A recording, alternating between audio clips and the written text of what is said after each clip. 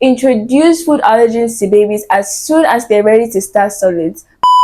In 2015, a groundbreaking study demonstrated that the early introduction of peanuts to at-risk babies could reduce the risk of developing a peanut allergy by 81%. In other words, delaying the introduction of peanuts could actually increase the likelihood of a child developing peanut allergy. The Learning Early About Peanut Allergy study showed that the early introduction of peanuts significantly reduced the incidence of a peanut allergy developing. Various health institutions, including the American Academy of Pediatrics and the National Institute of Allergies and Infectious Diseases, updated their guidelines based on emerging evidence, emphasizing early introduction and proper management of allergens. Also, did you know that if a child has a food allergy, they're at higher risk of having other allergies? So what are the rules that come into play when introducing food allergens to baby? 1. Ensure that you skip when baby is sick. So if your baby is sick, not feeling too good, has a cold, has a rash,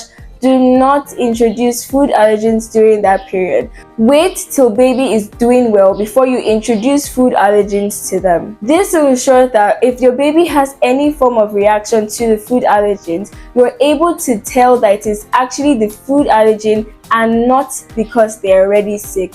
Secondly, you want to start with a small amount. When you're introducing food allergens to baby, do not start with a large portion. Start small. The next rule is offer the food allergen in the morning. I don't know if you've heard about the 4-day rule. That is not research-based. You're not to do that. It's best that you offer it in the morning and then you use the remaining parts of the day to monitor your baby. Then the next day you can offer it again or offer another food allergen and also monitor baby that way. So you don't have to skip food for a long period of time just because you're monitoring a food allergen. When you introduce the food allergen to baby in the morning, you're to take your time during the remaining parts of the day to watch your baby and ensure that your baby didn't have any reaction. If your baby didn't have any form of reaction, then go ahead the next day to introduce another one or the same one to baby as well. The next rule is to ensure that you maintain the exposure of the food allergens. Once the food allergen has been safely introduced to baby, ensure that you keep the food in regular rotation, at least once or twice a week throughout the infant and toddler years. Studies show best results when the food allergen is kept in the diet once or twice a week for the first 5 years of their life. This may surprise you, but the next thing to note is an allergic reaction can happen at any age, even when the food allergen has been safely introduced to baby. That is why it's advised to keep it in regular rotation once or twice a week till the age of 5 and beyond. 1 in 13 children in the US have a food allergy.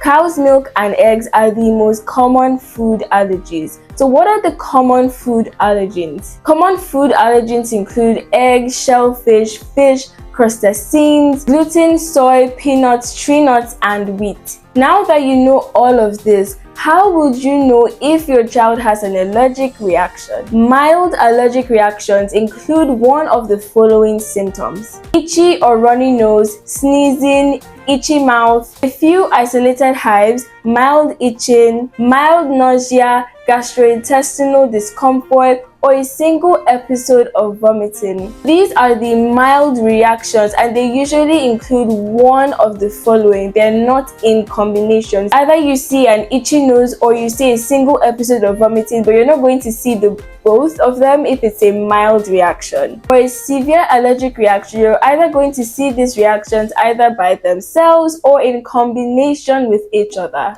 They include shortness of breath, wheezing or repetitive cough, pale or bluish skin. You may also see swelling of their face, their lips, or their tongue, widespread hives on their body, repetitive vomiting, sudden tiredness, lethargy, or seeming limp. So these are the severe allergic reactions. When you see these reactions, you're meant to administer an EpiPen. Then you take your baby to the hospital for further evaluation. Also ensure to take note of the allergen that you introduced that caused your child to react this way. If your baby has experienced an allergic reaction to any food item, ensure that you do not introduce that food item to baby again until you come up with a plan with a licensed health professional. Ideally, a pediatric allergist. Allergic reactions can be unpredictable. A child that may have experienced a mild allergic reaction may experience a severe allergic reaction if the item is reintroduced to them. Did you know that acidic foods can often leave a harmless rash on the skin that comes in contact with their juices?